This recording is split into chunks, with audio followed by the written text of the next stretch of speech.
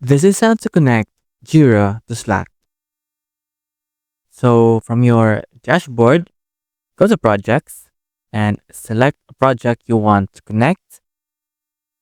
Click these three dots, go to project settings, go to apps and click Slack integration.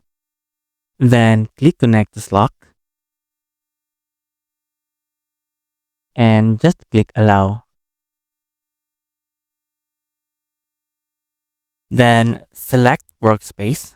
So this is my Slack and select a channel, for instance, social, and click connect project.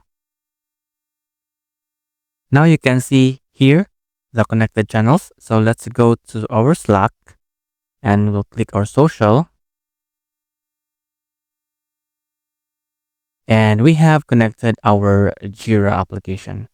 So this is how to connect JIRA to Slack.